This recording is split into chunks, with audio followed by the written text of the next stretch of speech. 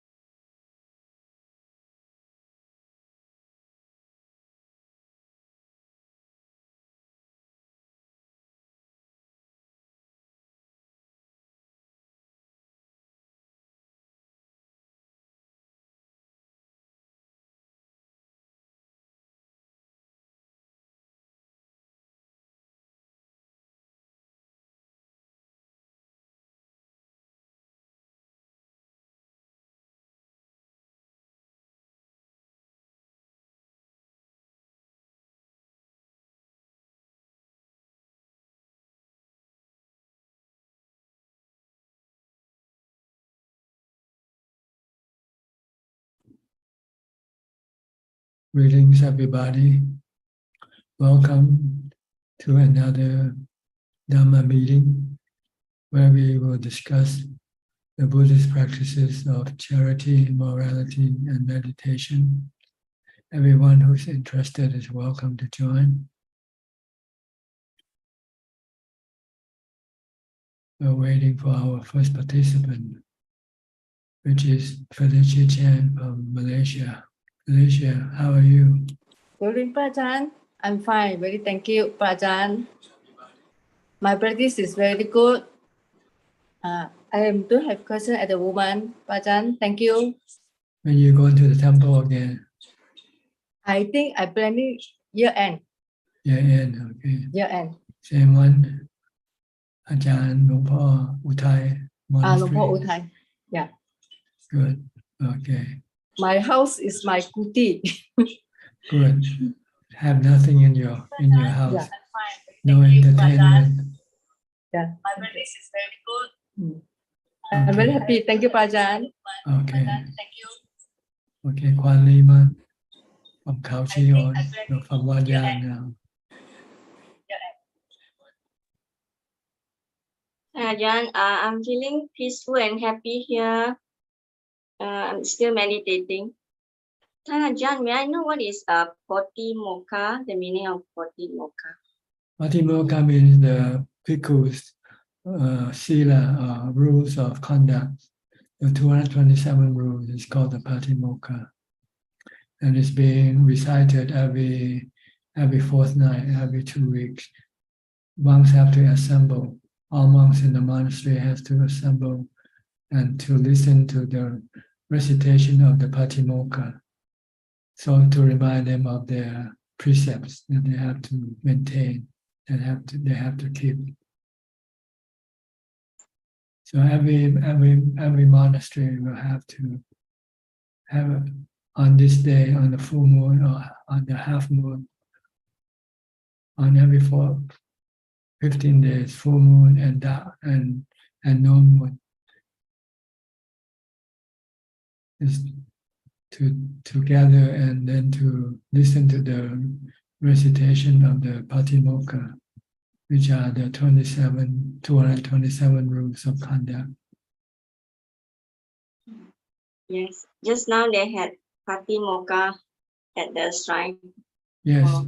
every 15 days more also. Usually during the Buddhist Buddhist observance day. Thank you, Ajaan. I don't have other questions. Okay. What about you, Jordan from Toronto? Any Good question from evening, you? Mangpor.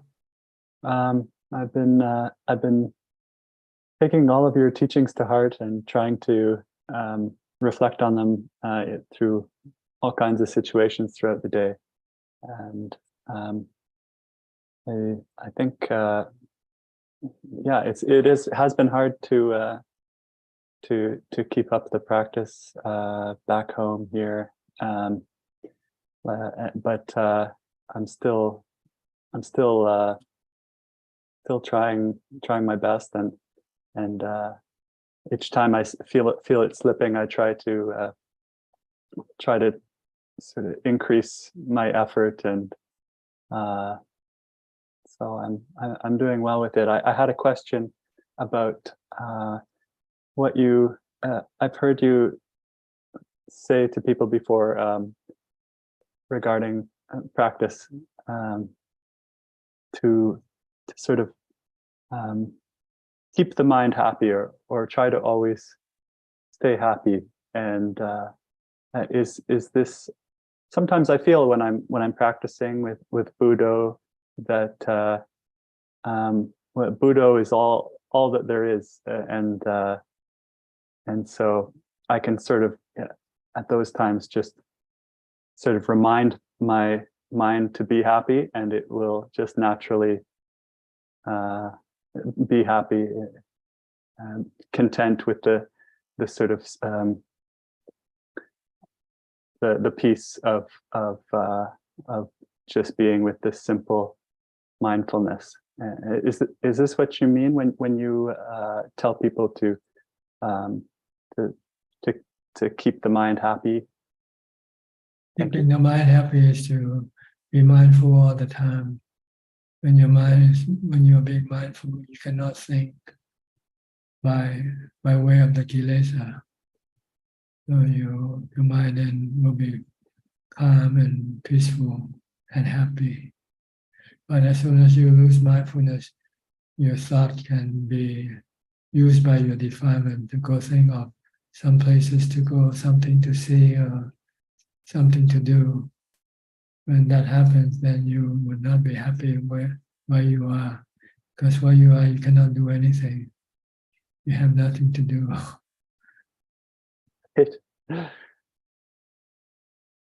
Okay, that makes sense. So if you can stay mindful, stop your mind from having any defilement coming up, then you can be happy wherever you are, with whatever you have. When I'm not happy. You're not happy because you define want something. Mm. You have no contentment. You lack contentment. Mindfulness is the one that will keep your mind contented. Okay. When you're not mindful, then your defilement will start thinking in terms of what you want something different, want something to do, want something to see, want something to eat or drink. Mm-hmm. It's all your defilement because you're not having mindfulness to stop your thoughts. So if you have putto all the time, then you cannot think about other things. Okay. Okay, So that answers try my to be question. mindful. Yes, try to be mindful as much as possible. As soon as you know that you're starting to want something, then you know you're not mindful enough. You allow the defilements to take over your thoughts. Mm. So try to be mindful all the time, either with Bhutto or focus on what you do with your body and meditate as much as possible. Then you can keep your mind peaceful and calm and control your defilements. But this is still temporarily measure. You cannot kill the defilements with mindfulness. If you want to kill your defilement, you need to use wisdom, use seeing the three characteristics of existence on the thing that your defilement wants to go after. See everything that your defilement wants to be dukkha, Oh. to be trouble, to be problem, to be, give you headache, give you hurt you more than giving you pleasure. They might give you initially pleasure, but after a while they will turn into trouble for you because you start to cling to them and you don't want them to change or you don't want them to disappear. But everything will change and everything will eventually disappear. When that happens, then you will become sad, unhappy. Mm. So this is wisdom.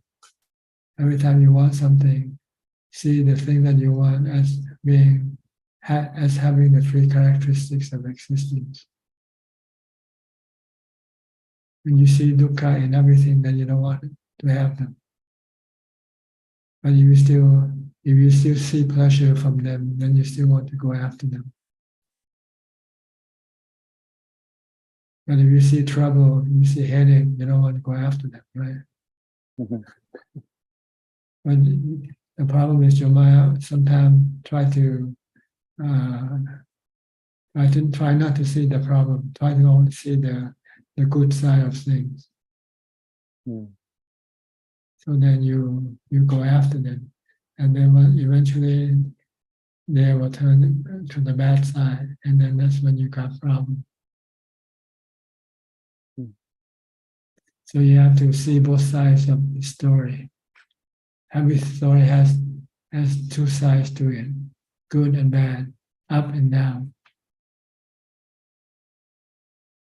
So if you can see the whole picture, then you don't want to have anything. You don't want to have anything to do with anything. And you would rather live alone and depend on your meditation to keep you peaceful and happy.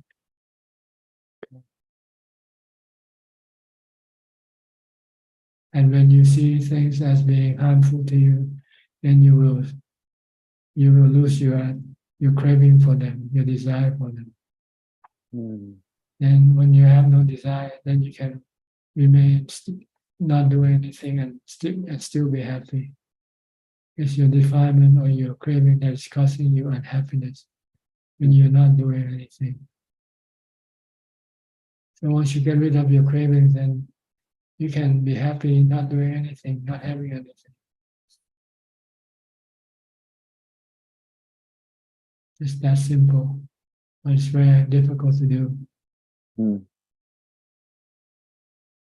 So you have to have strong mindfulness, and you have to see you have to have a sharp wisdom to see things clearly, see things as they are all bad. When you see them as being good,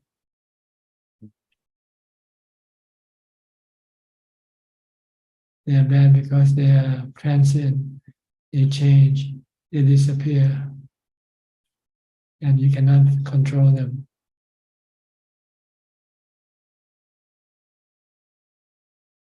Understand the three characteristics? Yes. Okay. See Yes, I everything. Yeah. See everything as temporary. They can only give you temporary happiness or pleasure. Sooner or later, they will fail. They will no longer give you the pleasure or happiness. Then you'll feel sad, feel unhappy. So just rely on happiness for meditation and mindfulness and wisdom, trying to stop your cravings. Every time you have some cravings, try to stop them if they are not essential for your existence. Hmm. If they are essential, then it's not craving. Ah. It is essential. Like when it's time to eat, fine, you have to eat. But how many times you have to eat? Once a day, that's enough. That's essential. Twice a day, that's cravings already. See what I mean? Yes, yes. Okay. That sounds just the answer I was looking for. I mean, I understand how to practice now. Okay. Good. Yeah. Try it and see how it works. I will. Thank you so much. And my dad isn't going to be here today, so he wants to. He went He sends his sailing. best. He went sailing. He had an appointment, something to do with the boat, I see. but he No wishes he could be problem. here. Yeah, Okay. you can always watch later if you like. I Okay. showed him. Is that all for Thank you you, now? Lampur. Yes, thank you, Lampur. And Anita also says she misses you, and I told her she should drop in one day. Anita Basu. Anita, you talked to her already? Yes, I talked to her and sent your greetings, and she misses you, and she's very busy finishing her master's right now, and she will. Okay. Anyway, I'm passing on I my. understand she still practices with Ajaan Jeff. Yes, she's been spending time there and practicing with him. And, Okay. yeah. As long as you keep practicing, that's okay. No need to see me. But anyway, it's nice to hear that. Okay. Thank you. Thank you, Ajaan. All right. Go to Bangkok with Lillian and her son. Evening, Ajahn. Lele, that's your son's name. Lele. Lele. He has a question. Okay, go ahead, Lele. Why didn't Buddha accept money? Because we don't need money. Monks don't need to have money. Monk is fed, is taken care of by the lay people. And money is not good for monks because once monks have money, monk will then use it in the wrong way. Buying games, buying toys, and going to movies. Go to the. Okay. But Okay. like they give food, like if a monk have allergies to something and they eat that food, what will happen? What food? If a monk was allergic to chicken and then they eat it and then something happened to them, because like people like give them chicken, what will happen to them? Well, if they have stomachache, then they just have to take medicine or wait for the poison to leave the body. And then But they have to eat it, right? they have to eat. Yes, everybody has to eat. But monks don't have to buy food because food is freely given to monks. So monks need no money. You have to have money when you want food. Nobody gives food to you except your parents. Yeah. Okay. But monks, wherever a monk goes, if he has his magic bowl, he gets food wherever he goes. Every morning he walks down the street and then people will come and give them give them food right away. Something You want to be a novice? You want to be samanera? Experience the life of a monk? Okay, when you're on summer holiday, ask your mom to go and take you to live and ordain as a novice for You a want? month or something. Okay, good idea. So you learn something about living like a monk. Let's do it next summer. Okay. Okay. Thank you, Ajaan. I don't have any questions. Okay, then we'll go to Switzerland to Professor Ken. Good afternoon, Ajaan. You're still on your sabbatical? Yeah, just starting. Actually, officially starts today, the 1st of August. I see. And that's the Swiss national holiday too, isn't it? Yeah, so today is the Swiss National Day, so everything Yeah. is quiet. I remember I was in Switzerland that day, and Okay. the flag they have switched the flag on every houses. Yeah, yeah. They Yeah, they still have a do lot that. of, They still do that. yeah, there's a lot of flags, and there's going to be a lot of fireworks going off later. Yeah, So be quite noisy. yeah. I was there in 1972 in Switzerland, August. Oh, 72. Oh, yeah. Yeah. Almost 50 years, 51 years now. 51 years. I think you told me the story of going to Grindelwald, Yeah, Interlaken, I was in or in Bern, somewhere around there. Bern. Yeah. I spent a few days in different places. Zurich also, Zurich also, Bern, Okay. Interlaken, and Grindelwald. Hmm. Before moving now to Italy, Okay. Yeah. It's not far. down to Milan, I think. This is the next stop from Switzerland. Yeah, that's right. And I went to Venice, went to Firenze, I'm not sure called Florence. You can call Florence, yeah. Florence. And down to Rome. Wow. It was live on the train. Yeah. I had a Euro pass, a 1 month pass, so I didn't have to buy a ticket, just get on the train. Yeah. Very good. That was a long time ago, and it's all over now. No more wanderlust. Yeah. It's interesting to hear your story. It's very close to here. Yeah. Okay. Do you have anything to ask tonight? Yeah, today is the Asala Puja, and I wondered if Ajaan could just say something about how we can use the teaching of that day to help our practice. Actually, it is the birthday of Buddhism. What makes Buddhism? What makes Buddha is the appearance of the triple gem. On that day, the triple gem become complete. The Buddha and the Dhamma, he gave a talk. This is called the Dhamma. And the noble disciple, one of the 5 ascetics, after listening to his Dhamma talk, became the Asotapanna. So he became the first noble disciple of Buddhism. So Buddhism begins with the appearance of the triple gem. See, when the Buddha became enlightened 2 months earlier in May on Visakha Bhuja Day, there was just only the Buddha. There was no Dhamma and there was no noble disciple. But 2 months later, on today, he decided to give a Dhamma talk. So he went to the 5 ascetics who he believes can learn very quickly because they already have the requisite for enlightenment, which is they have jhana, they have purity of morality. All they need is just the wisdom from the Buddha on the 4 noble truths and the noble eightfold path.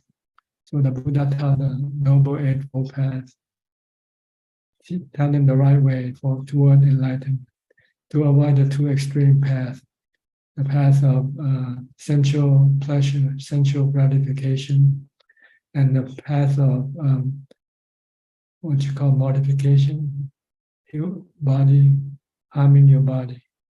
These are not paths for release from suffering, or freedom from suffering. He found a path called the middle way, which is the Noble Eightfold Path. So he listed the 8 factors of the Noble Eightfold Path. And then he taught the 4 noble truths. That dukkha are caused by our cravings, our desire. And dukkha will disappear if we have the noble path, the Noble Eightfold Path. Once the mind has the Noble Eightfold Path, it will have the ability to stop the cravings in the mind. Once they can stop their cravings, then there will be no suffering.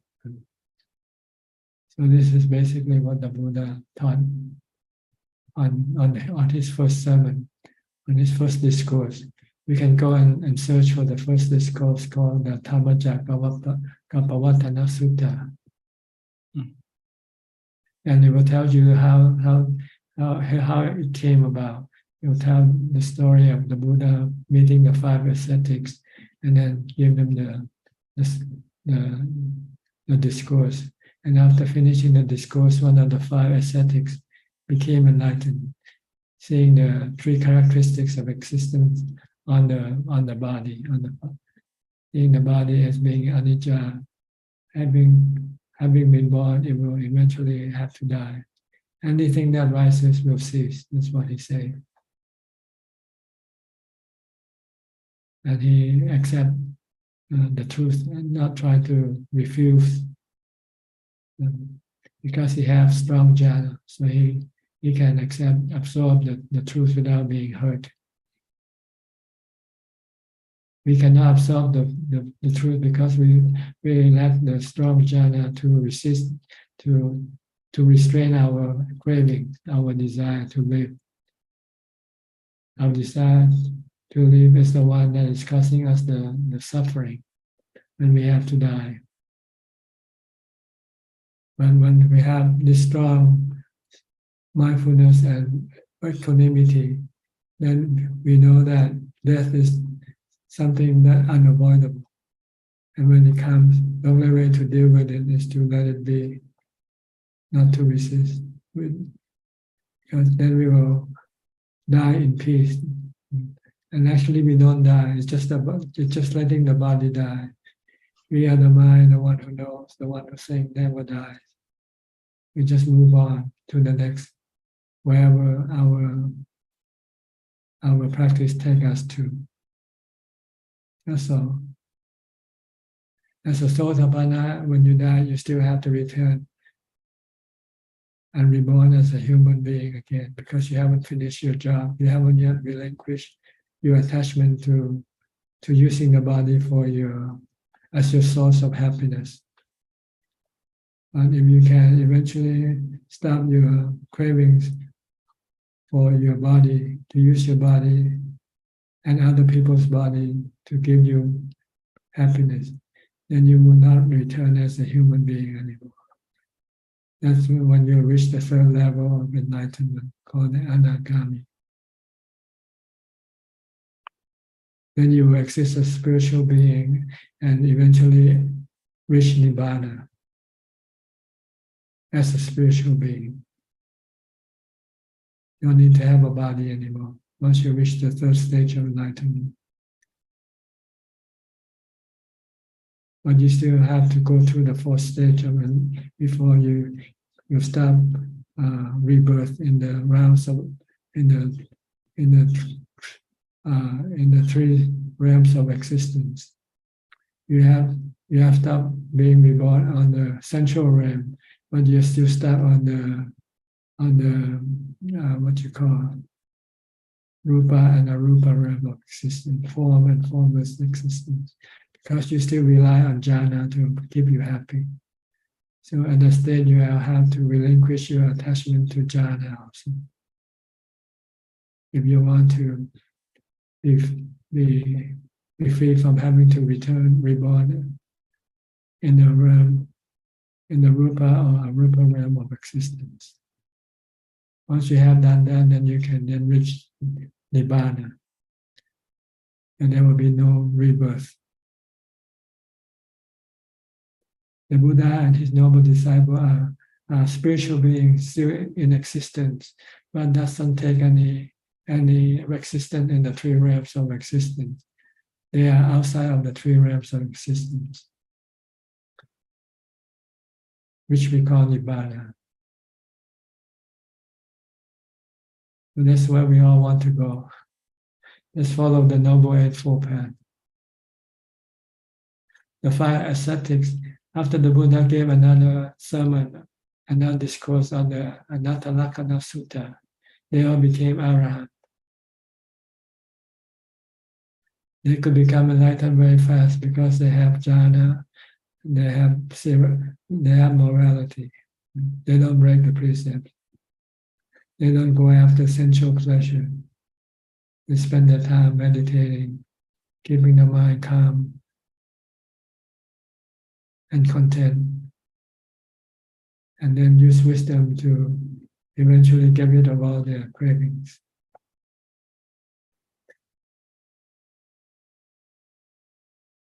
Yeah, this is basically what today is about, called Asalaha Puja in Thailand. It's a big celebration. One of the three major Buddhist holidays. The first one is Visakha, the birth, enlightenment, and the passing away of the Buddha. And then this one is called Asalaha Puja, the first discourse, giving the first discourse to the world. And the third one is the Magha Puja, which is the assembly of 1,250 noble disciples to come and pay respect to the Buddha. So these are big holiday, big events in Thailand. The whole country have to stop selling liquor today. No liquor, so try to force people to keep the five precepts, which is very impossible because they still sell and buy because there's no enforcement. The police stand there, their blind eyes.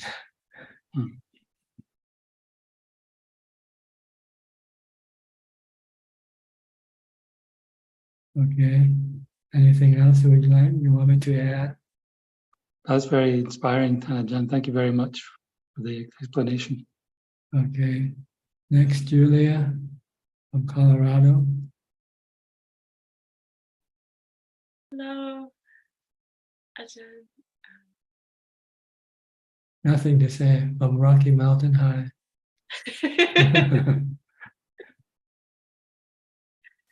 Yeah, You're happy, happy peaceful, and calm. sometimes.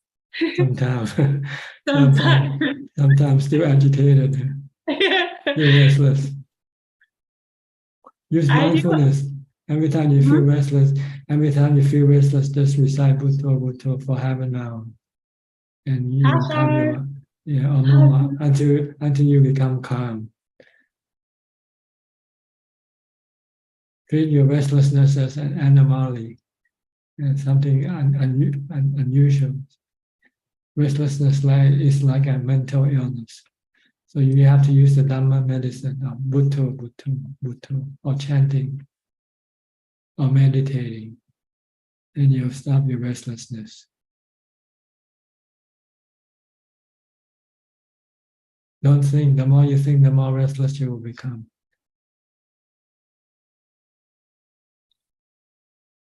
Evam. Evam, okay. No question tonight.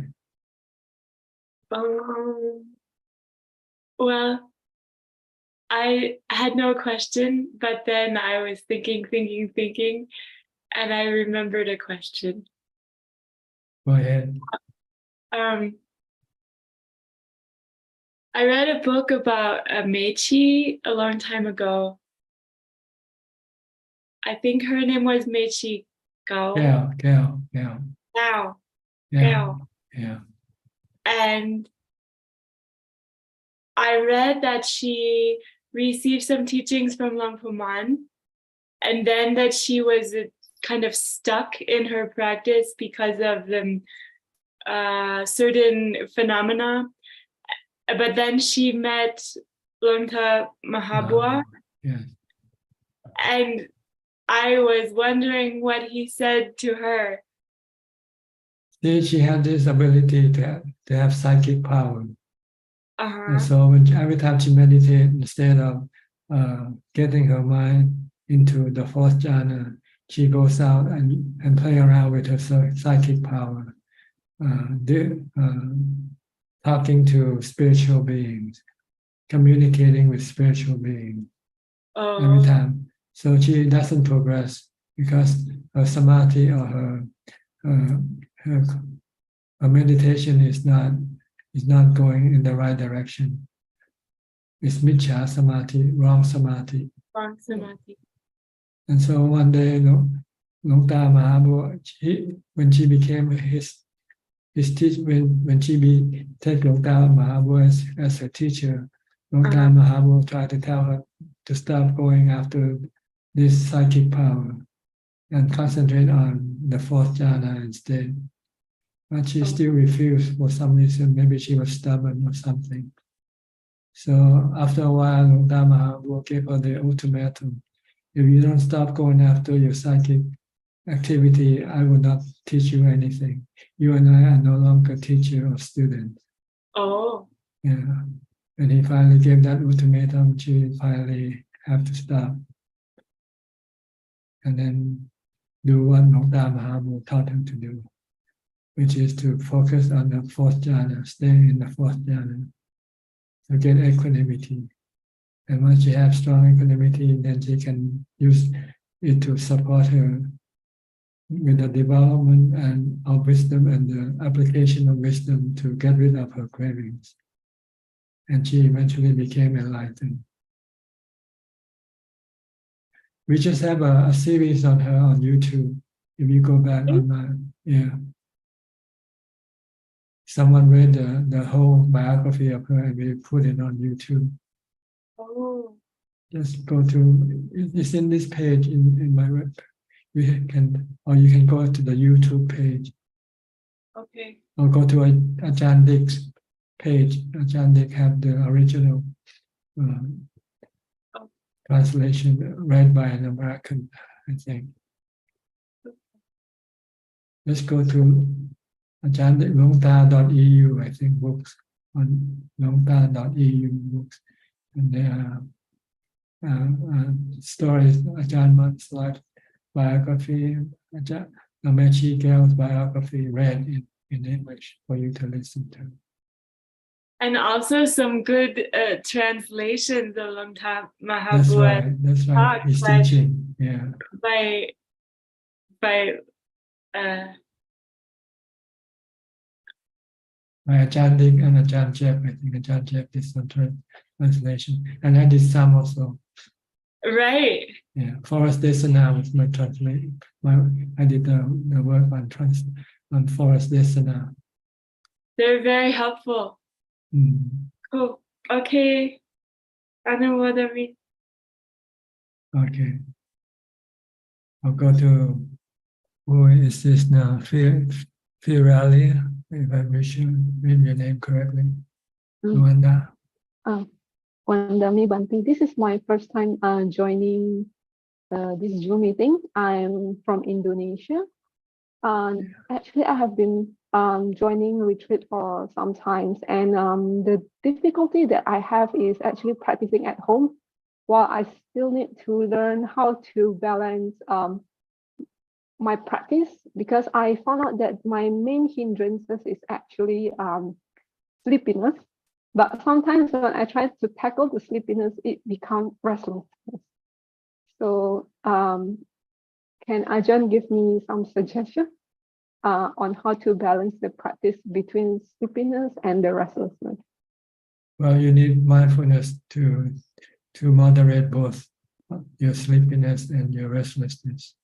If you do it without developing mindfulness, at the same time, then you'll find the mind swing back and forth between restlessness and sleepiness. So you also have to keep developing mindfulness all the time. Keep reciting Bhutto, Bhutto all day long, from the time you get up to the time you go to sleep. And then moderate your eating. Maybe try to eat only before noon and don't eat after noon, for instance. But you have to moderate it. You have to have mindfulness also, because when you eat less, your mind will start to become restless. So you need mindfulness to reduce or to control your restlessness. It's like when I told Julie, when you're restless, you have to keep reciting Bhutto, Bhutto, Bhutto, or do some chanting until your restlessness become gone. Then you can stop your Bhutto or your chanting. And when you're not restless, you should practice using Bhutto beforehand. Because if you don't do it beforehand, when you have restlessness, you might find it hard to recite Bhutto.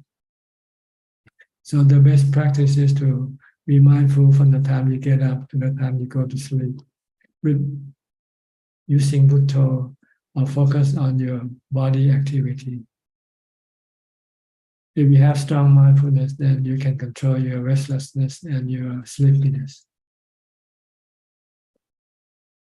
If you find your sleepiness is arising from eating too much, then you have to reduce your food consumption. And then if you have mindfulness, you'll be able to control your restlessness.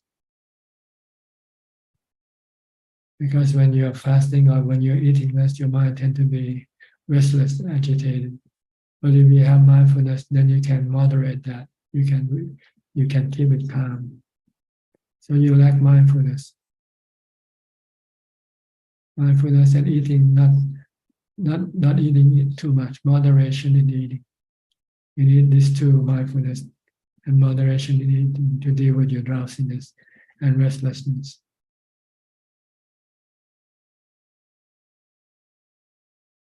Understand? Yes, Ajahn. I have another question.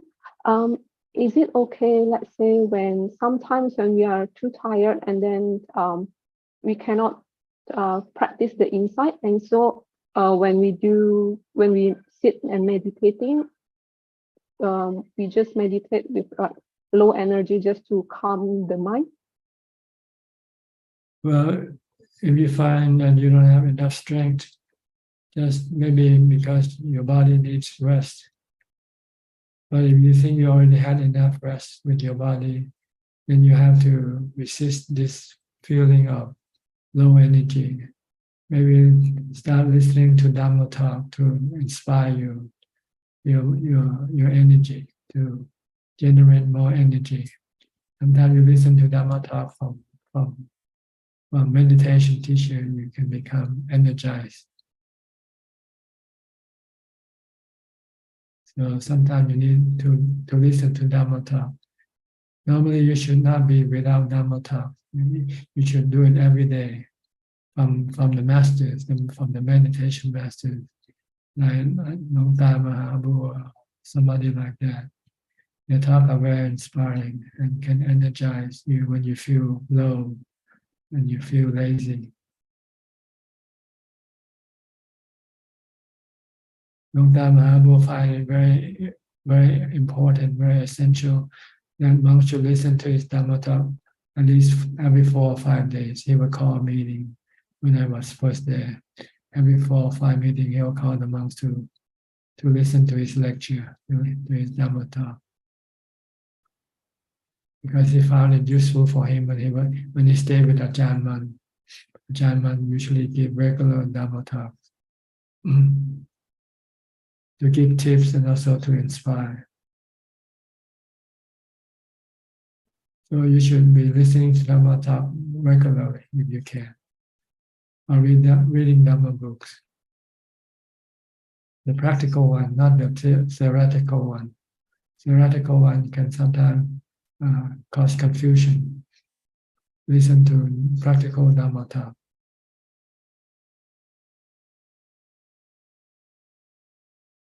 Okay, Ajahn. Thank you, Ajahn.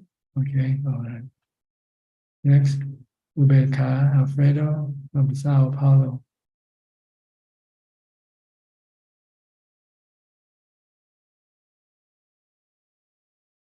Hi, Bante.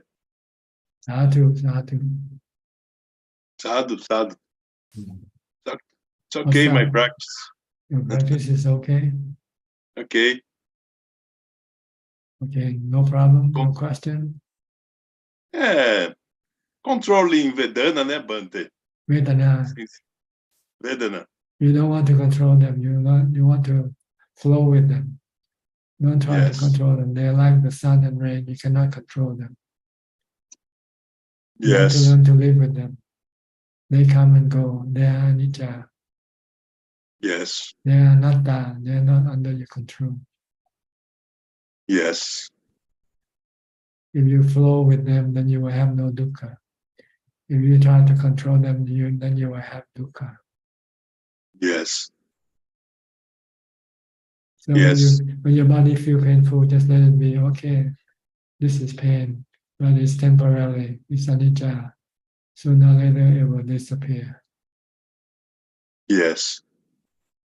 Just use putto when your body feel painful. Stop your mind from reacting to the painful pain of the body. Yes. We cannot control Vedana. They come and go. They keep changing from good to bad, from painful to not painful, to feeling good. This is just the nature of Vedana. Yes. Good, bad, and neutral Vedana. Somewhere between good and bad. Yes. Sometimes you can relieve your painful feeling. Then when you're hungry, you can eat food, and your painful feeling from hunger will disappear. But if there are other type of painful feeling, sometimes you cannot do anything about it. Then you just have to learn to live with it. Then when you're sick, when you have fever, you cannot get rid of the fever right away. Yes. So just stay calm and let the fever come and go. If you have medicine, you can take medicine, but you have to be patient. They don't go.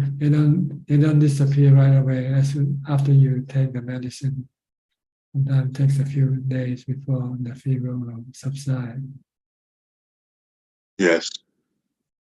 But you don't need to have any dukkha from the painful feeling of the body.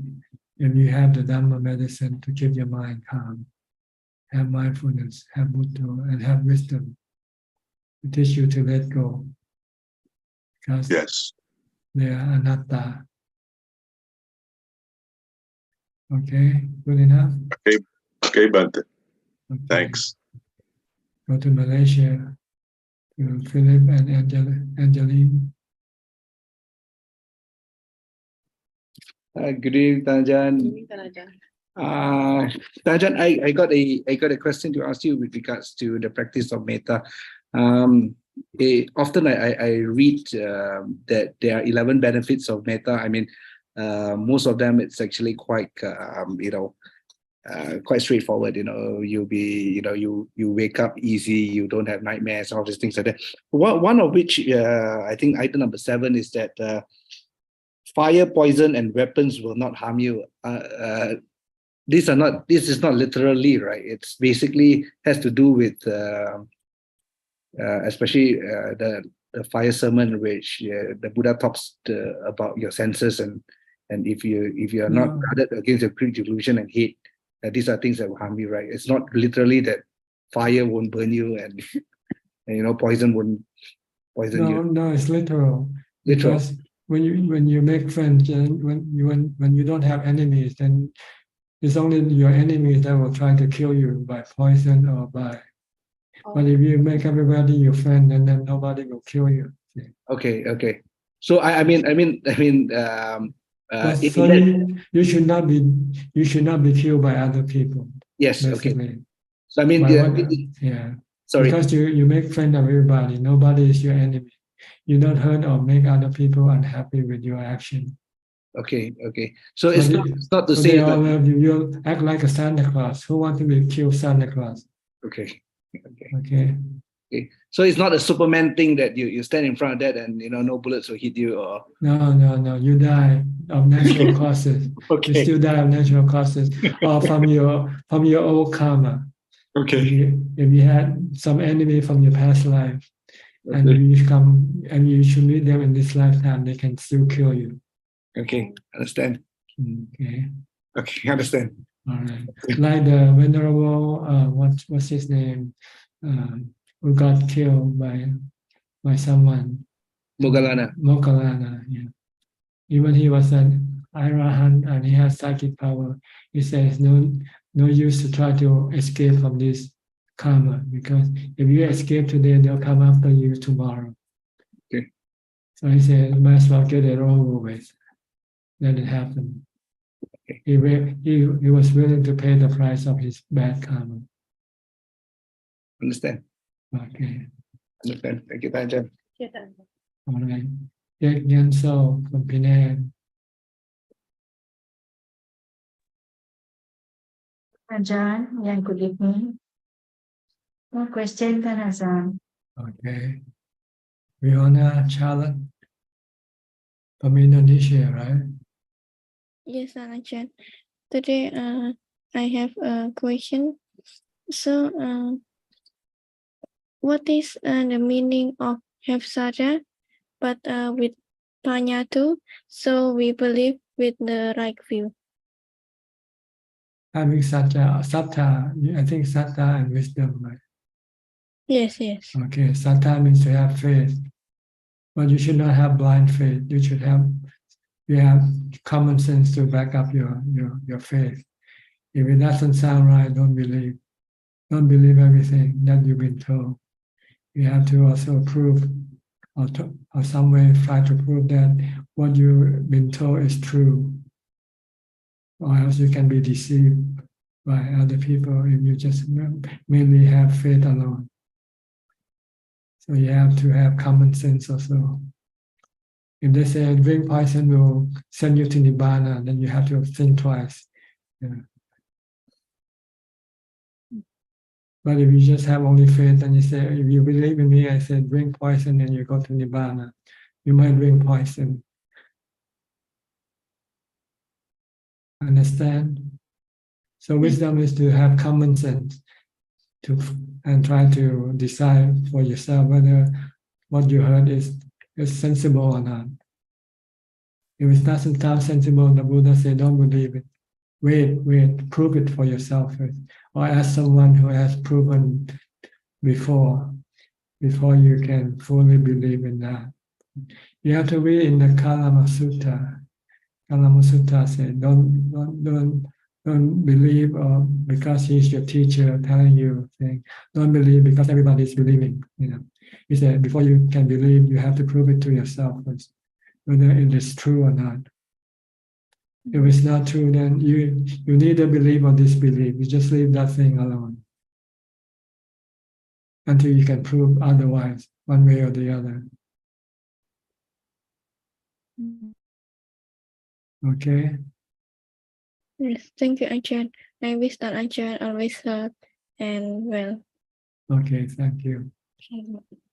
Titima from Thailand. นมัสการค่ะพระอาจารย์ Yes. Today I just came back home after making candlelight procession ค่ะ I see you went to Vientiane. Yes and in the Buddhist Lent period I will keep 8 precepts strictly. Okay, congratulations. ค่ะ Hope you can keep it. Good to see you ค่ะพระอาจารย์ Sometimes we can make resolution, but sometimes we cannot keep up with our resolution. ค่ะ But to keep up with what you have resolved to do, okay? โอเคค่ะ Hope to see you ค่ะ Have a Okay. good day. Stalin Vetty from California again. How are you today? You have to unmute your microphone first. Cannot hear you. Use the mic. Can you hear me? Yes, yes, can hear you now. Yes, you were. I just want to tell you that you talked about Switzerland. Do you know that there's an Ajaan monastery in Switzerland? Yes, I think the professor also told me. I have visited that. That's why I said that. Anyway, Ajaan, Ajaan, do I have your permission to talk to you about my understanding on the Dhamma as a result of the experiences that I have, or the insight that I have obtained from meditation? Do I have the permission? You want to discuss this? I think if you don't use up too much time, it's okay. But because here we are more trying to give answers and question and answer rather than reporting what you have experienced or have achieved. Okay. The understanding is that Nama, Rupa and Chitta are two different entities. They are two different entities. And the Chitta can remain without that attachment to the Nama Rupa. And this is experienced at the level when Nama Rupa totally disappears. And you also at that level, you experience, you have the knowing without the knower. So experience that knowing without the knower, you understand that, or you come to that insight that as long as the Nama Rupa is there, this capital I will be there, and that this capital I is nothing but an illusion brought about by Nama Rupa. And furthermore, the understanding that the Chitta can remain separate from Nama Rupa to whatever extent of period, depending on how long you are in the Samadhi, convinces you that rebirth is not a possibility, but it is a reality. Because once you come out, or when you are coming, your chitta comes back to your Nama Rupa, to your normal self. And also, because that chitta can remain separate from Nama Rupa, then there is, the chitta can take up another Nama Rupa if this Nama Rupa vitality is no longer there. And then also comes to the understanding that the Nama Rupa here is maintained by the Pancha Nivaranas, or the 5 Nivaranas. And therefore, the moment you suppress those Nivaranas, the Nama Rupa tends to disappear, and together with that, the capital I tends to disappear. And therefore, you also come to that understanding, Nama Rupa Pachya Vijnana, Vijnana Pachya Nama Rupa, because the moment Nama Rupa disappears, the Vijnana has disappeared, together with that, the knower has disappeared. So therefore, you come to that understanding that this capital I is nothing but a pure illusion. And the path or the Dhamma is the only way, only path which has to be followed if you want to get rid of this capital I and bring about the ending of suffering. And therefore, you have no doubt whatsoever in the Buddha and the Dhamma and the Sravaka Sangha. If my understanding is wrong, kindly let me know. You have to see that Nama Rupa are transient. They are Anicca, Dukkha, Anatta. Yeah. And then you let go of your attachment to them. When you can do that, then all your dukkha will disappear. Okay. Okay. How's your wife? Okay. No, she's all right now. Yeah. So I don't. I have no questions today. I always listen to your talks, and I have seen that being mindful has helped a lot. My mind is much more calmer and peaceful now because I'm mindful most of the time. That's right. Try to be mindful all day long. It's difficult to be mindful all day long, but most of the time I try to be mindful. Okay. So it has helped me immensely because I see that being mindful, you can see your mind when something that you like or dislike, that reaction comes accordingly, or you don't react at all if you're mindful. That's right. If you have mindfulness, you can stop your reaction. Right. Yeah. You don't react with if you have to react, you react only because it's necessary or essential to react. Otherwise, you just let everything be. Leave everything alone better. Right. Good to hear that. How's your friend? Another lady who came with you to Thailand. We have lost touch with her because we have lost touch with her, so we don't know how she's doing now. Well, she was in California also, wasn't she? Yeah. Okay. So I think she's all right because children are married and she runs a Montessori school, so I think she's working in that. So I'm sure she's practicing. That we also practice every day, and we try to be mindful all the time. Okay, good. Keep on practicing. Okay, meditation and mindfulness is very important, especially when you're old. You cannot do anything else. Right. We have been listening to you now for nearly 10 years, right? We knew you when you didn't even have Facebook Zoom or YouTube or anything. Right. So therefore, we have practiced according to what you have said, to let go of most of our experiences, whatever we have experienced, and move on and go on with your daily, how you feel daily, and know how not to get involved in them, right? Just leave everything alone. Let everything Let come everything up be. and then go away. Yes. Even when I got sick, I had 3 surgeries last year.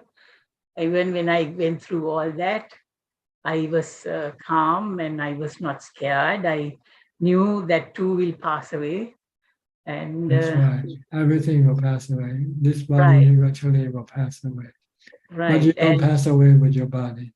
You still remain knowing and thinking. Right. It doesn't matter how you remain restless or peaceful. That's all. Right. And this is the picture when we met for the first time when I saw you for the first time. On the mountain? No. Near that stone, near your kuti, Not the kuti, the where you give the talks. But now, of course, it is changed because there's no longer the. Let's see, try to focus it there. Can you see that? Yes, I can see. It's no longer that area is now different. The area is on the mountain. No. Right in on the side of where you give the Dhamma talks. Of course, now it is different. Now it is different because you have built there's a wall type of thing where you sit there. Can you see that? Is it clear? I can only see me standing. I cannot see the Yeah, background. you can see the detail of it. Let's see. Anyway, it's okay. Anyway, You see that? That is, I don't know whether I can focus it better than that. yeah. I'm standing somewhere. Is this on the Standing mountain? somewhere, just on the right side of you is where you sit and give the Dhamma talk. I see. Now this part is covered by a wall now, where people sit there now. Those who have no room there, they sit there. Okay. Can you figure out now that there, see the wall there? Can you see near the foot of that tree? Uh-huh. You could recognize that. No, Near your foot now is that wall that is built for people to sit there if they have no room inside. yes. Okay. That's where you used to sit when you. That is the first time I saw you there. Yeah. Okay. All right. I still have this on my shrine room. Good. And so that's how I saw you the first time. And now I made a comment regarding you. And can you remember you said that, well, it was, he said that with a good heart. Can you recall that? No, I cannot. This is what I said. If I were to recall, this is what I said. If Venerable Sir, if you have not yet attained Nibbana, then I wish and pray that you will attain it in this very birth. Mm-hmm. Then you said, then that other lady said, there is nothing for the Ajaan to attain. And then you answered me and said, well, he spoke that with a good heart. Can you recollect that? I can still remember that. I cannot recall. I'm sorry. You can't recall it. Okay. I can still remember that. Okay. So anyway, and then thereafter we had other discussions separately. Can you remember when I gave you a ride back to your kuti, you were kind enough to give us a chance to discuss with you the Dhamma, where you spread a mat in front of your kuti door and spoke to us for more than an hour. Yeah, okay. All right. I think I have to move on now, okay, to some other Thank you very people. much, Ajaan. Okay, thank you for coming in and hope you will come back again next time. Okay, I will. Thank Okay, you. see you. I'll go to Piyao and Indira from Toronto. Good morning Good from morning. Toronto, Ajaan. Good morning. Good evening to you. So nice to see you always. Thank you. And I have a question from you because you were saying about blind faith. See, I was brought up in Sri Lanka, and from my very young age, I had a really like unshaken faith for Buddha and Buddhism. But I always used to wonder, like, when people were doing like we have lots of ritualistic kind of puja. Even as a child, I used to wonder, and especially like, when we have big dana, people offer, and then, when poor people try to eat it, they don't want, like things like that. And then recently, now today is Asalapoya, so, and also there is Vas Aradhana, like inviting for Vas. And like lots of friends had sent me pictures. I see Buddha Puja, like they say 48 types of juices and all kinds of, is there anything, Ajaan, that, is it just culturally and promoted, or is it, what do you think of all that? I just need to know for my own understanding. About what? What you're trying to say? I could not understand. Sorry, can you repeat again? Offering so many things, like now, because we grew up seeing all that. But then when I came to Canada in my late 20s, I got the good fortune to meet lots of Thai Ajaans. And most of them, when they come, when we offer dana, they don't do the typical Buddha puja. So, what do you think, like, is there a purpose in doing it? Or Doing what? that's Buddha, like offering so many, like sometimes we do Fruits 48 types of juices, this many kinds of fruits, all these things, the ritual part of it. Well, it's up to the giver, whatever they want to give. That's the, if they Okay. fancy giving different things, that's the business. Monk has nothing to do with what givers should give. Monk are bigger, so we don't ask. It's actually for Buddha, not for monks. Monks, it's fine. But this is for Buddha. Buddha puja they Yeah, do. I think they are misled, because the right way to puja the Buddha is to practice following his teaching, Patipat puja. And if they want to puja with material thing, they should just use flowers, incense, and candles, or some kind of ornaments, like put a piece of robe or something over the statue or something like that. But not to offer food, because that's just like washing ghosts, paying respect to ghosts, because they still think ghosts can eat food, But this is just more like this is not the right way of paying respect to the Buddha or to the Buddha image. Yes, because that's why I asked, because lately I've seen like it's increased like so like huge amounts of like areas of. I think most people who do this, they expect a good return in their investment. See. I think by offering a lot of stuff to the Buddha, they will become rich, they will prosper in their business or something like that. Thank you so much, Ajaan, because I saw this today at the Asala Puja, and you were talking about blind faith. I just thought I will check for my own, because I felt that way too. Thank you so much, Ajaan.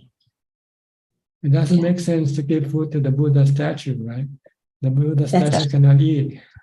That's true. That's what all the young. It's just a waste of food, It's not practical at all. It's just not practical. And Buddhism is always practical.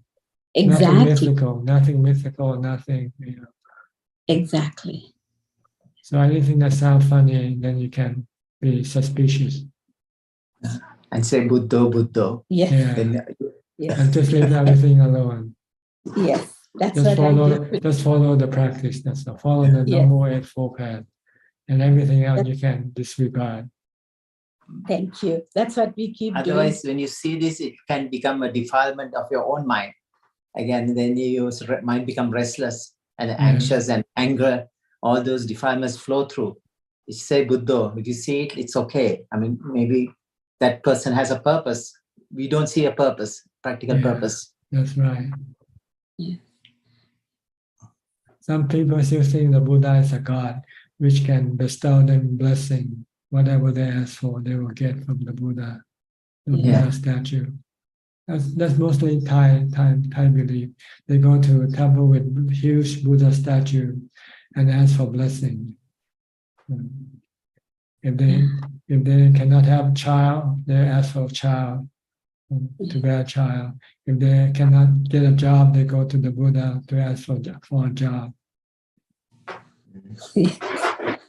Buddha is not a god. Yes, I think every country has their cultural thing. Like in Sri Lanka. Because they don't study the Buddha's teaching. Yeah.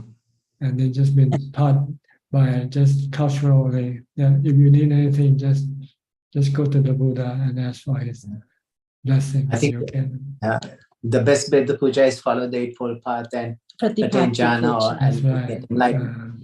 That's a Buddha puja, I believe. The Buddha never taught us to beg for things. The Buddha taught us to work for it. If you want something, you have to work for it. Not go begging for it. You don't get what you beg, but you get what you work for it. What you work for. Yeah. Now you cannot beg for Nibbana from the Buddha. The Buddha said, if you want Nibbana, practice the Noble Eightfold Path. That's true. Thank you so much, Ajaan. Yes, today because of this Asalapoya and was like they were inviting for us so many pujas, we got so many pictures. So when you said about the blind faith, I just wanted to check with you what you think. Thank you so much. You're welcome. How about Priya? You have any questions? I think you were talking about these psychic powers a little while ago. So these are pretty much like a byproducts of jhanas. I mean, you can, maybe there is some use in it, but I think the Samadhi Sutra talks about four pathways to jhana. There's a mindfulness and clear comprehension, happy abiding here and now. I think that's the most commonest result is happy abiding, blissful abiding here and now. And mindfulness and clear comprehension goes a little bit further. And eventually, the most important one is destruction of all pains. So, and one of them is psychic powers. So the psychic powers is like a product of the jhanas, but it's not useful, maybe useful for not for us. I mean, maybe Buddha used it in certain times, but if you can get carried away too much, if you develop psychic powers, I guess the best is to, as a layperson, maybe at least pleasant abiding here and now, just peaceful mind. If you can go to the next level of mindfulness and clear comprehension and get to wisdom, I think that's probably the best path, I believe. That's right. Psychic power can distract you away from the path to enlightenment. So you should not get involved with psychic power before you become enlightened. But after you become enlightened, if you have this psychic power, you can use it for the benefit of the spiritual beings. Like the Buddha taught the Deva every night. He gives Dhamma talk to spiritual beings every night. He taught his mother to become a Sotapanna. That's true. His mother was a spiritual being. And he has to have psychic power to reach her and to communicate with her. So this is good for someone who is already became enlightened. If you haven't become enlightened, this kind of psychic power is like playing games. Yeah, it's like having a weapon, you don't know what to do with it, sharp weapon. You're just wasting your time playing games. You're supposed to be studying medicine, right? But you take your time off and play video games. Yeah, video games. Then you'll now pass your examination when you go take your examination. So this is something like that. Yeah. This psychic power is like playing with video games. Yeah. You can get distracted from the path completely. Right, because you don't pay attention to develop wisdom, you don't pay attention to develop equanimity. Is it the same happened to Devadatta? Maybe in that's right. Historical. Devadatta, he had psychic power, and he misbelieved that psychic power is the path to enlightenment, or he had become enlightened because he had achieved psychic power. So he wanted to become a Buddha's successor. He asked the Buddha that the Buddha let him be the chairman of the Buddhist council, And the Buddha said, "You're stupid, My most intelligent disciple, I still didn't appoint him as the chairperson. Why would I appoint you as a chairperson?" That caused Devadatta to become very angry. And then this caused him to try to kill the Buddha 3 times. Yeah. So because it can be dangerous. It can be dangerous because it will support your ego. Yeah. So that's a good red flag. It's very, very important because people who have psychic power think they are great. They can do things that normal people cannot do. But the only thing they cannot do with psychic power is get rid of the defilement. Defilement is not afraid of psychic power. Defilement happy to have people with psychic power because they can use that person as their servant. That's true. Yes, that's a good point. So defilement like people with psychic power. Defilement doesn't like people with wisdom and equanimity. It's Mara's good friend, psychic powers. That's right. That's true. Okay, understand? Yes, Ajaan, thank you so much. Teran Saranai. Okay. I'll move on to the next person. Maybe you can come back later if you have any questions, okay? Yeah. Okay, Sulan from Singapore. Sulan, Oh, hello, Ajahn. Nice to see you. And do you have any celebration in Singapore on this day, Asala Busha Day? like in Singapore, we don't really have celebration. Yeah. So normally my Buddhist friends, we will tune into Dhamma talks by Ajahns. Yeah. Then I think Ajahn Anand has a Asaha Puja ceremony online that we can tune in as well. I see. Mm. But not in Singapore. The monastery in Singapore, do they have any celebration on this day? I'm not too sure on that. Yeah. But I can go check it out. No, no need to. Just if you don't know, it's okay. The one that you go regularly, they don't have any program for this tonight. The one that I go regularly is Buddhist Fellowship Center. I see. Yeah. So normally they will tap on Ajahns that are organizing ceremonies. Yeah. Then we will tune in virtually, and if there's any Ajahn, then they will invite them to give them a talk. Yeah. Okay, you have any question tonight? Tonight, I haven't thought of a question yet. Yeah. Just listening in. Okay, maybe later, okay? Okay. Thank you, Ajahn. I'll go to Wales and to Diana. Greetings, Tanajan. I was interested in the festivals all being on full moon days, and I wondered what that means, because we're all part of the universe and the four elements. Well, just like celebrating the New Year Day, you celebrate on the first of the month, right? So in ancient time, they used the full moon as the first day of the month. So it's auspicious because at night, the full moon, you can have light at night. They didn't have electricity like we have here today. So sometimes they rely on the moon for lighting at night. So it's a good time to have spirit celebration during the full moon. Like they have full moon party in Thailand. But that's for the youngster with taking drugs and whatever, you know. You heard of that, right? Full moon party. Tonight they have this near Koh Samui. Well, the moon is powerful, isn't it? Because it pulls the water in the tides. I guess, yeah. So maybe that has something to do during ancient time. Ancient time, people rely on the moon and the sun for whatever activity they wanted to do. Thank you. Is that all? Yes. Okay. Go to Gary from Singapore.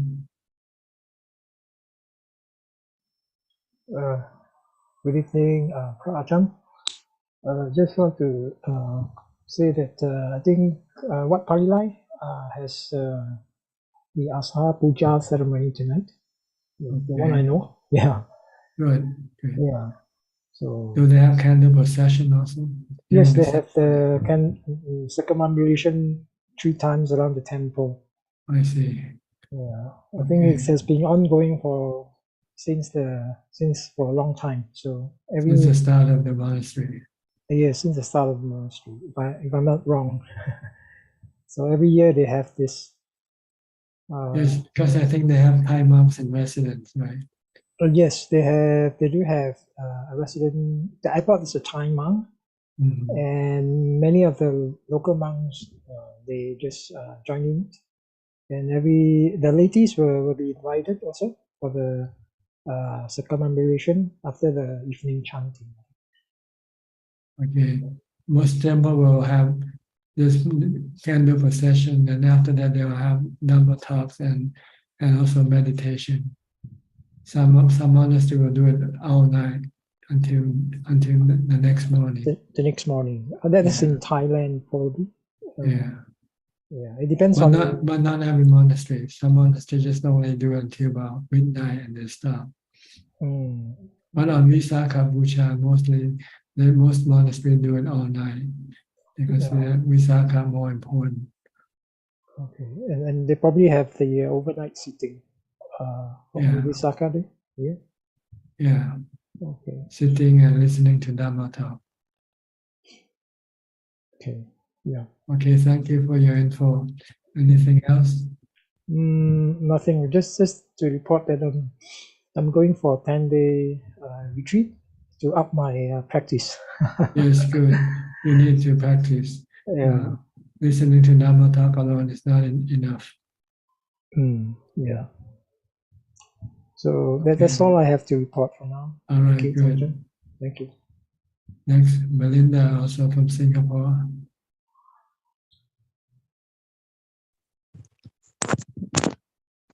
No questions now, John. Listening. Thank you. Okay. Calvin from Malaysia. Good evening, Ajaan. Nice to see you. Ajaan, just one question on meditation. When one meditate the time and have this feeling of falling from a high place, how does one overcome the fear? I mean, getting frightened. It's like it's a falling in the virtual world. It's not real. Just tell yourself it's not real. Yeah. I think without mindfulness, I think we would probably. It's like playing video game. Yeah, just think of it. When you meditate, you're actually watching the mental screen.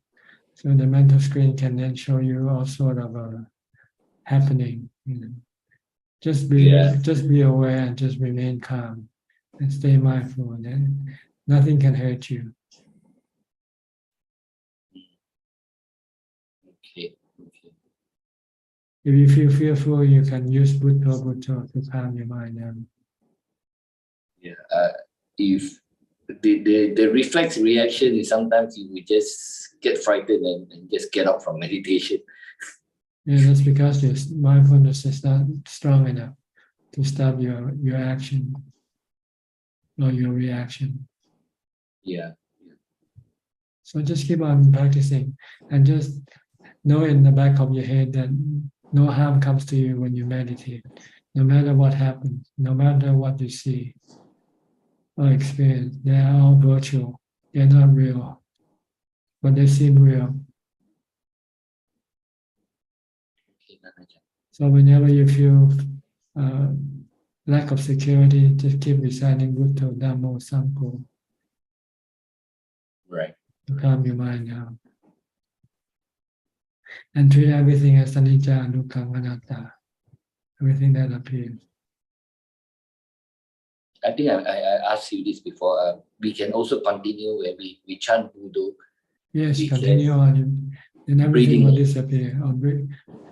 Sometimes your mindfulness becomes weak, so this thing happen appear. And we can do both together, right? Like when we chant Bu, we just breathe in, do out. We can chant and look at the breath as well together, right? Yeah, you can do that, or you do either one alone without tying them together. Sometimes you want to recite faster, then you cannot use the breath as well, because the breath has its own rhythm. If sometimes you feel fearful and you want to recite the Buddha quicker, more faster, if you tie with the breathing, then you cannot do it faster.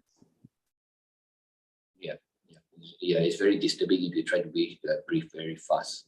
Yeah. So sometimes just use the mantra alone and disregard the breathing, the breath. You don't have to tie them together. It's not necessary.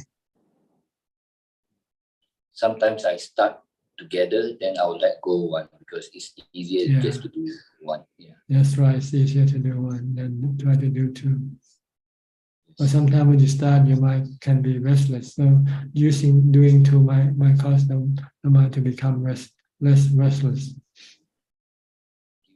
Okay, that's restless. All right. Yeah. Okay. Thanks, Tanajan. Thank you very much. To intern, if I read your name correctly. Yes, Longpo. I'm no question, Longpo. I just learning. You're from Indonesia? Yes. Okay. Thanks for coming in. Thank you, Longpo. We'll go to Evie, also from Indonesia.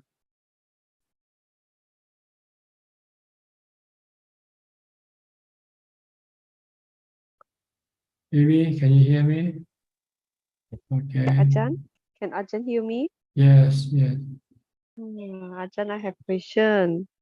And I see every monk when finish Pindapata always recite the chant like Yatha Varivaha Pura Pare Purinti Sankara. That's blessing. That is the blessing or chanting, or the purpose is dedicate merit for food containing the animal flesh so that it is can be born to a good place. No, actually, it's just a congratulation on the good deed of the people who give food. That this action will bring you good happiness, good health, and longevity, and so forth. That's what it means. And you can share this merit with the departed people. If you read the translation, go look, search for the translation. And what the name of this chanting? Anumodana Gatha. Anumodana Gatha. Anumodana Gatha. Okay, Ajahn. So can we ordinary people also recite this chanting every time we eat? It's up to you. There's no, but normally it's used by monks when people give them gifts. Like if you come to the temple and you give monks gift, and the monk will recite this verse. But most people don't understand what the monk is reciting, so they thought the monk is giving them blessing, but actually it's just giving them teaching, not blessing.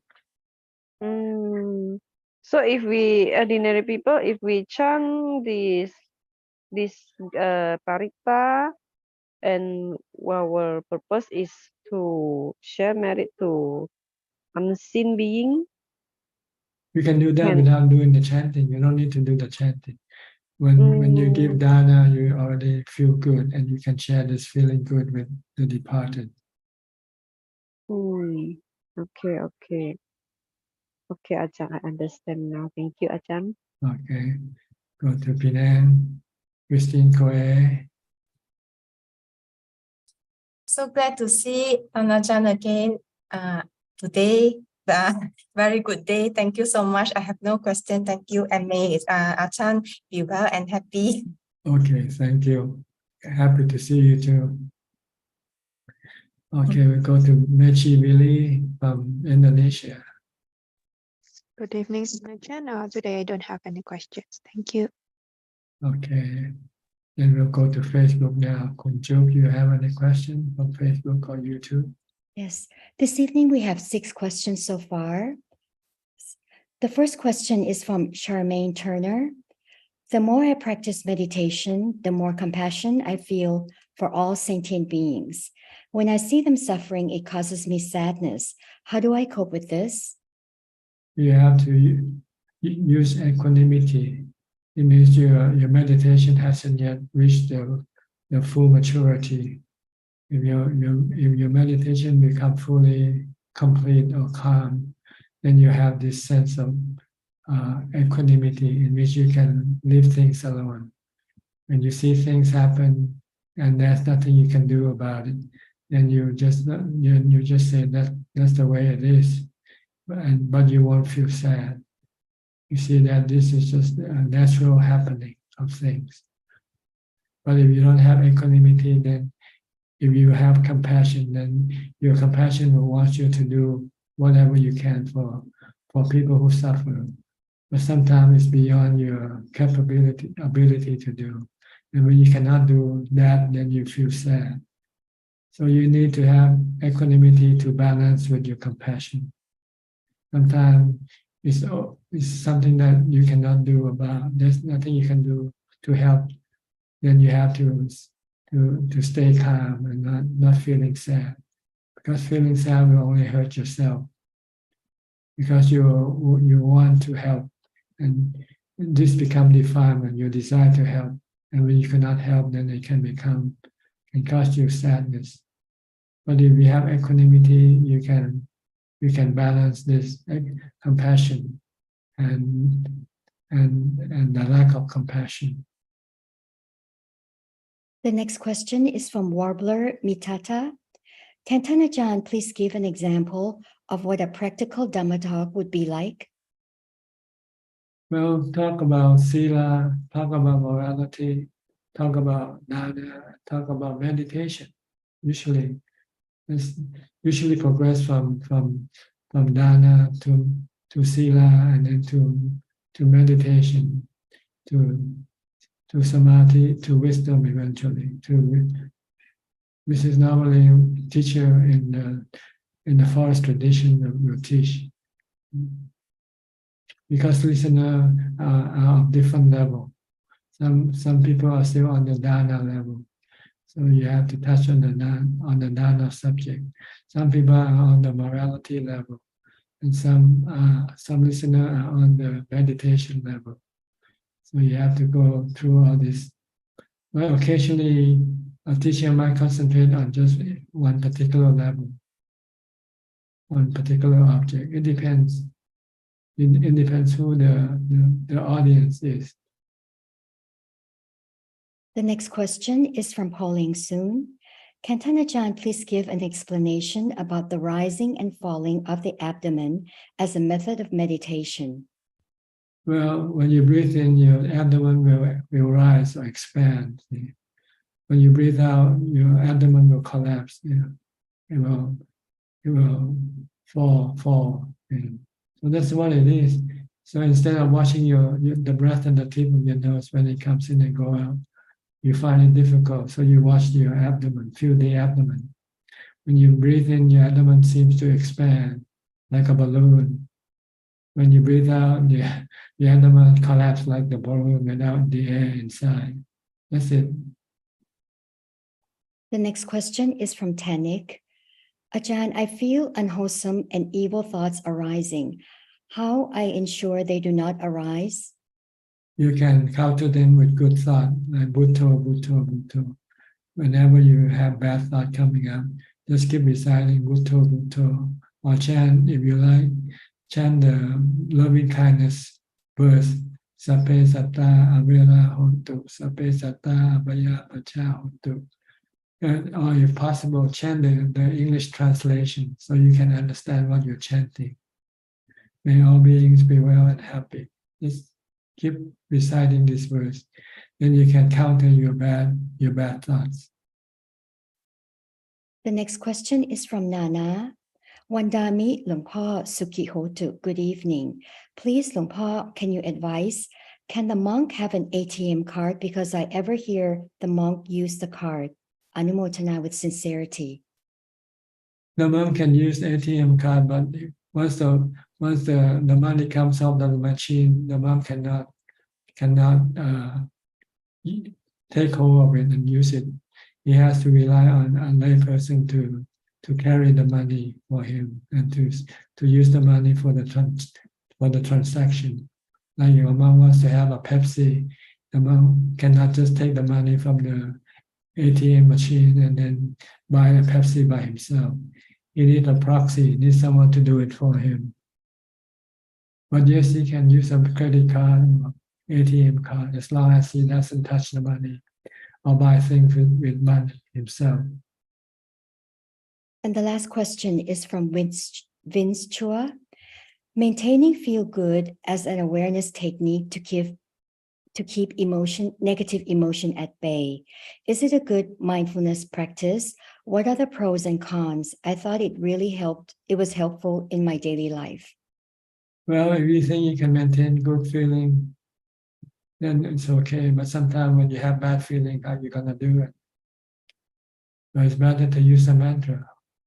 And when you can have good feeling to use as your meditation object, then you better use mantra instead.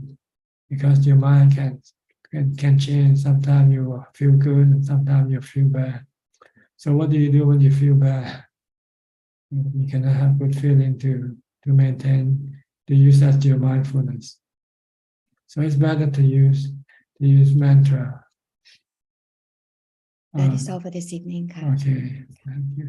All right, we have some time left. Anybody would like to ask more questions? We have another two people. Amy. Okay. Yeah. Let's see. Let me see who. Christine. Below. Yeah, below. Okay, Amy, you want to say something? นมัสการค่ะพระอาจารย์ Yes. Can you hear me? Yes. Yes. Okay ค่ะ My question today is quite common for a human, but it is difficult to pass. I just had a disappointment from toxic relationship. Could you recommend how to deal with it? How to remove myself from this situation? You have to understand that every relationship is not reliable. They're not something you can expect to be good. Some relationship can be good at first and then turn into toxic later on. Because everything is changing. Everything is not the same all the time. So this is something you have to teach yourself to accept. And don't expect to only have good relationships. Sometimes relationship can be good and sometimes it can be bad. So if you know ahead of time, then when relationship turn bad, then you won't feel bad because you know ahead of time and you prepare yourself for it. The problem is you didn't prepare yourself for toxic relationship. So when it happens, you don't know how to deal with it. Okay ค่ะ Okay. So just expect that nothing goes good all the time. Sometimes it's good and sometimes it's bad.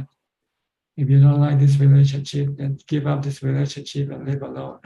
Like me, I don't have any relationship. So I don't have to worry about good or bad relationship. Okay. Thank you very much ค่ะพระอาจารย์ It's better to live alone. No relationship. Better. โอเคค่ะ Okay. But if you cannot live alone because you're lonely, then you have to learn to meditate. Because if you can meditate, then you won't feel lonely. Then you can live alone. You don't have to have any relationship with anybody. Okay. Thank you very much ค่ะพระอาจารย์ All right. Okay, we'll go to Dean. Are you a monk now, Dean? Or novice? Good evening, for Suchart. I'm a monk now. 2 weeks ago, I used the wrong earphone, so the speaker was not good. Can you hear me? Yes, very good now tonight. Perfect. Yes. So I'm just experiencing being a monk, see what it's like, and it's not. Yeah, I have a question about, just to check with you if you can advise. The morning evening chanting here, we cover the chanting of the 32 parts of the body. And yes, it's part of the formula. Yes. But the thing is, I did walking meditation and sitting meditation as much as I can in the forest here, the small forest behind. So living as a monk is quite good in terms of the range of my thinking, the topics, and what triggers the kind of thoughts in my mind. The range of it is smaller. So I want to check with you is that I use the Mahasatipatthana Sutta as a guide. When I was chanting these 32 parts of the body, something connected.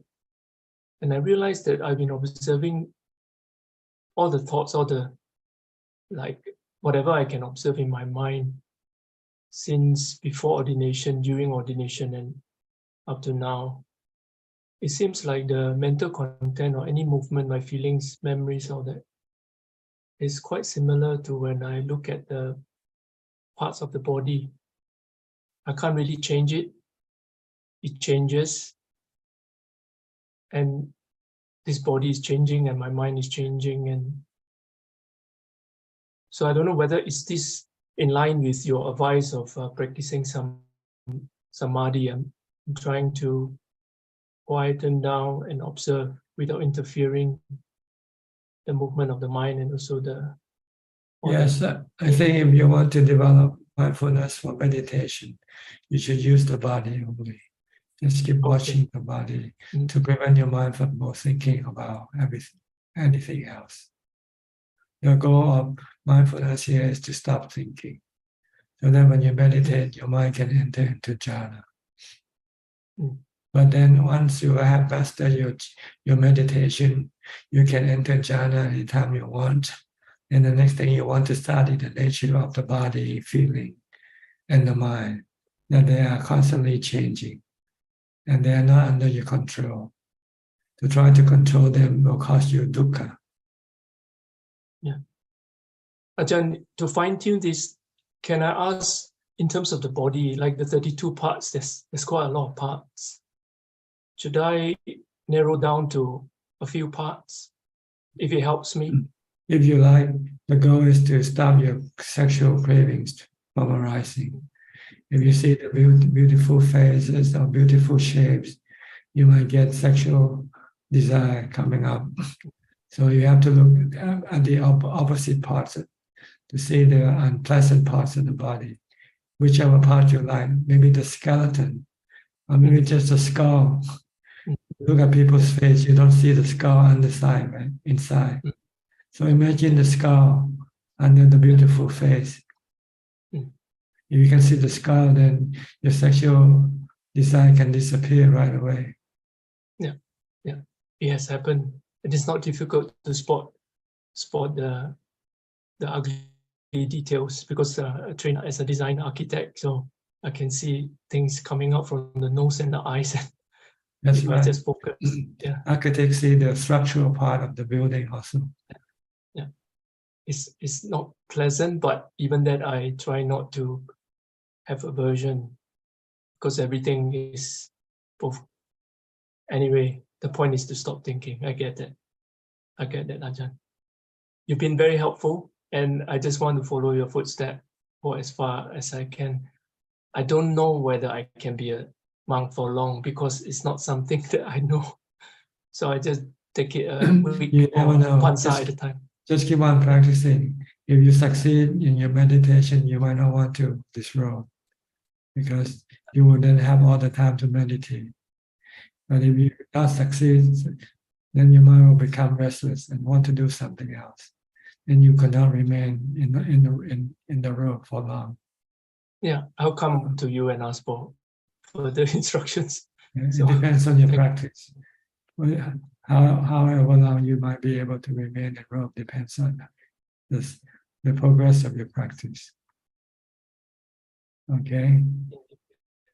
Well, we have another alumni who used to ordain for a few weeks, Aroka. Aroka. Okay, I'll talk to Aroka now. Aroka from Holland. You still in Holland? Please unmute your microphone. Mute. Lower left-hand corner.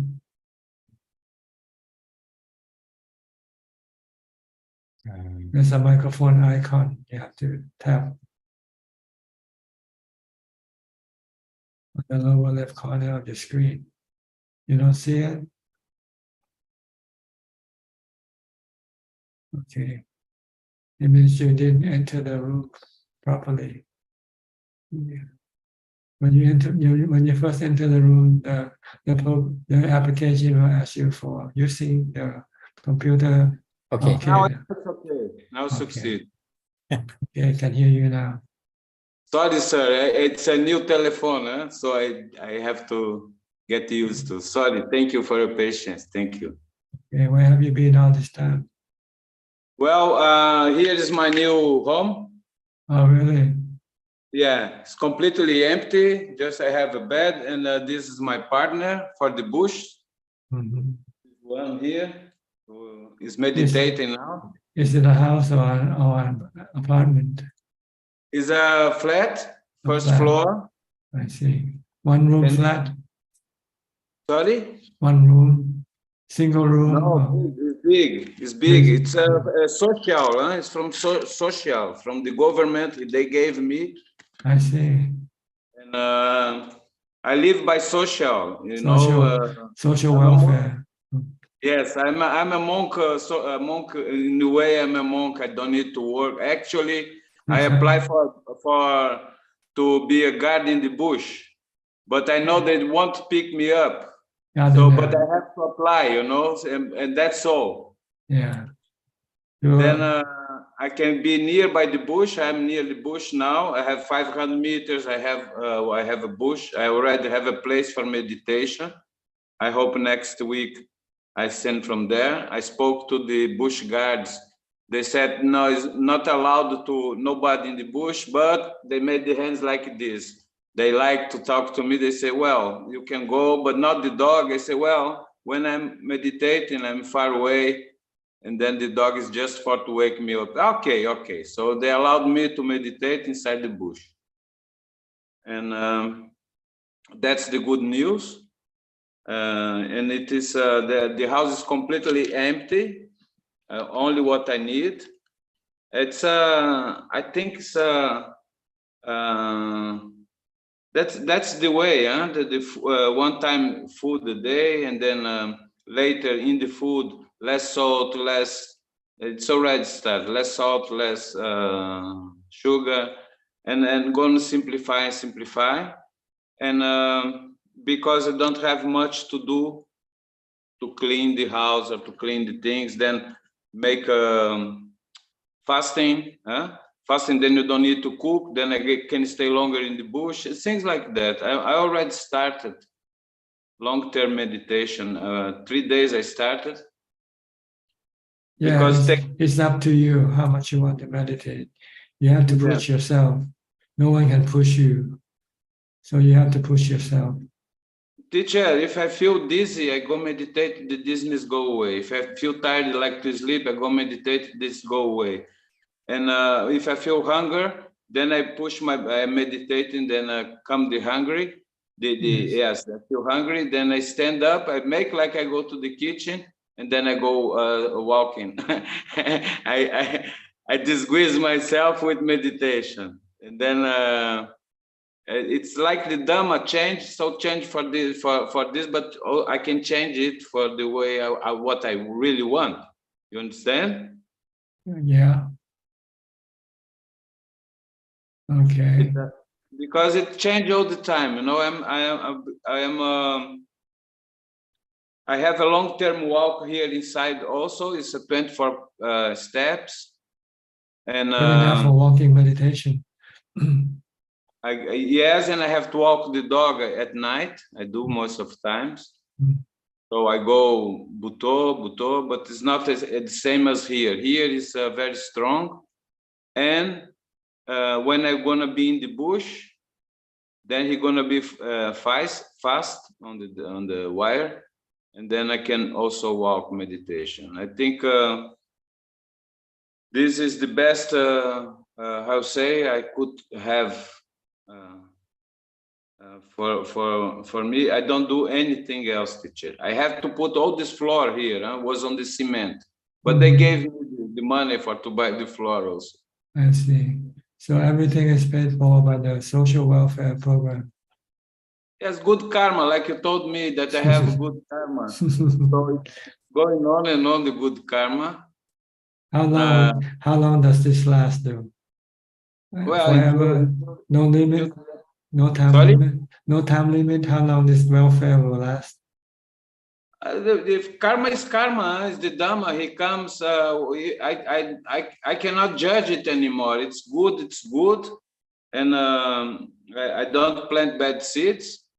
And my sila is very good now because I do everything correct with legal. Before I had a plan to go to Thailand and this and that, so I did things like hire a room. I cannot. It's not my house. It's social. Then that's black money. So then I come to Thailand. I lost my portemonnaie. I lost my card. I was 4 days in the airport because I have to fly back before my ticket, and I so on, big karma. I said I never more do. You cannot put a candle for the devil and one for the angels. You know, you do this correct. You know, that's the sila. So now I don't have those dreams to do things. I make it in 2.5 years. I'm retired, huh? And then we see. I brought very nice tools. I make very good friends in Thailand. So if I would be back there now, I have and friends in the hotel and friends in the monastery. I have a good relation with Ajaan Supa, you know, and also other monks. So with you, you know. So I don't know. I don't make plans. I just work my. I don't interfere with I try to be out of the way of the Dhamma. That's it, you know. When I see me making plans, oh, I'm going to speak to teacher, then I have to say this. No, just tell him you move, just this. And I already feel progress. I already feel in the few days that I had COVID, I had all this kind of things, and I had bronchitis again, and then I look to my lungs, I say, oh, the body is sick, you see? So the mindfulness didn't leave me completely. I was not meditating for 2 months, but I was still with the benefits of it. Okay, good. As long as you can maintain sanity within your mind, it's okay. Yeah, teacher, I'm like a child. I think it's the second jhana effect, you know, when we start to coming back to training. Then in the morning I sing with my dog. I don't dance because he don't dance, but I don't want to put too much energy. But I let the flow of happiness, you know. I hear the birds, I hear the childs. I feel like a child, more or less. And because I'm happy. Good. There's no crocodiles here, teacher. There's no bees, no ants, ants. There's no snakes. There's no. It's you know, it's more or less like heaven. Good. Good. You're lucky. I'm very lucky, really, to have you as a teacher. That is the cherry above the cake. You know, you teacher. You really. I'm the cherry on the cake. Yes. So you eat the cherry first every time you eat the cake. Yeah, I don't know if it is coincidence, but you and Sherry have the same color, more or less. You are close. So, okay. Good talking to you. I have to move on now, okay? Thank you, teacher. I hope you're happy to see me back. Yeah. Thank you. May you remain happy all the time, okay? Thank you, sir. Thank you, sir. Okay, anybody else would like to ask any more questions? We have about 6 minutes left of our time. Sulan. Sulan? Yes. Okay, Sulan. Yeah. Oh, thank you, Ajaan.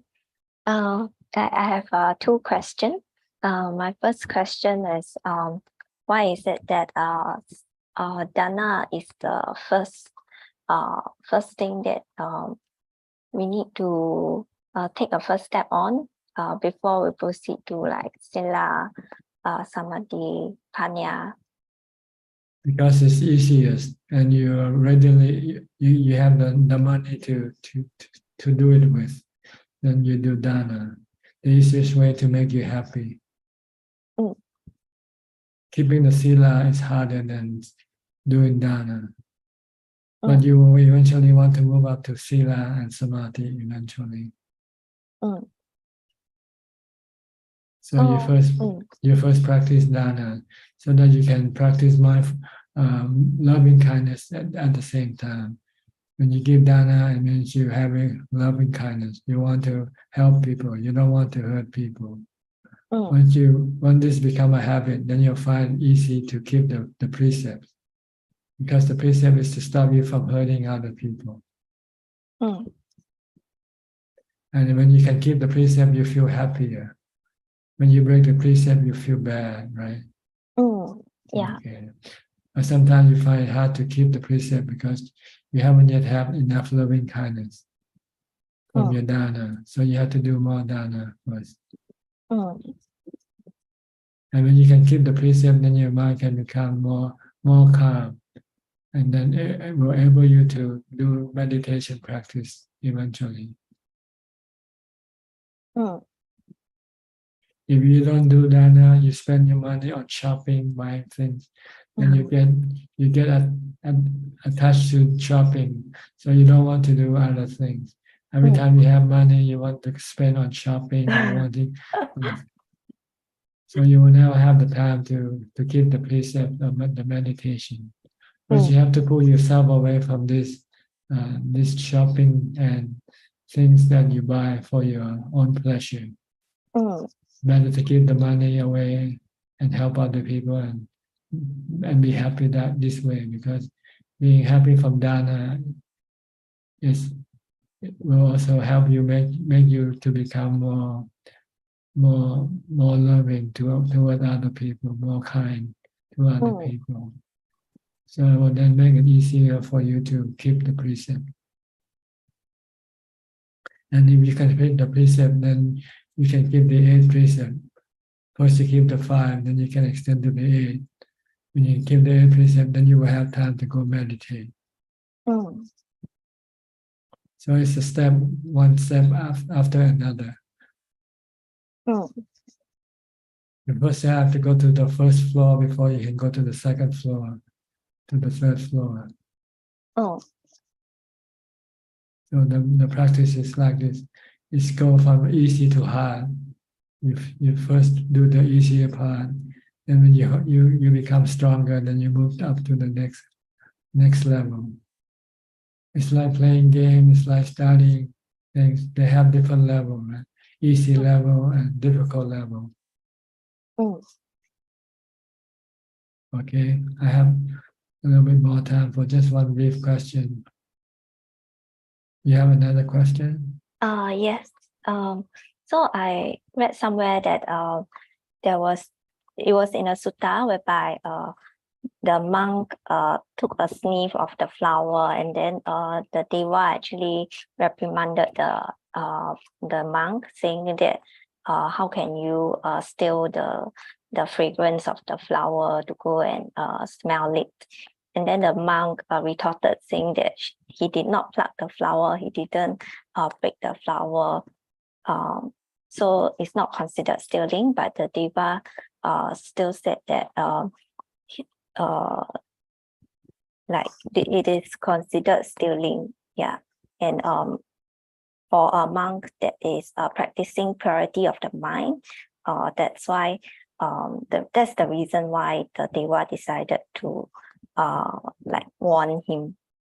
Yeah. Yes, I think that deva want to warn him from being attracted to sensual pleasure, the smell of the good odor of the flowers. Yeah. But if it's offered to the monk, is it still okay for the monk to smell it? Not really. The monk should not enjoy any sensual objects. You can use it for maybe worship purpose, but not for using it for pleasure. Like keep smelling the flowers. Oh, okay. Yeah. Okay. Understand now. I thought it was the harsh, but now I understand the intent. Okay. Yeah. Thank you, Ajaan. Right. Okay, that's about it for tonight. I guess that's all the time we have. Thank you for your participation. I hope this meeting can give you more information and aid you in your practice. And if all things go well, please stay safe, stay mindful, and keep on practicing. And if all goes well, I'll see you at the same time again next week. Thank you and goodbye. Thank you, Ajaan. Thank you, everyone. Sadhu, Ajaan. Thank you. Thank you so much, Ajaan. Thank you. Thanks, everyone. Thank you. Thank you, admin Ajaan. as well. Thank you, admin. Take care, Thank you. everyone. Oi, Kunju.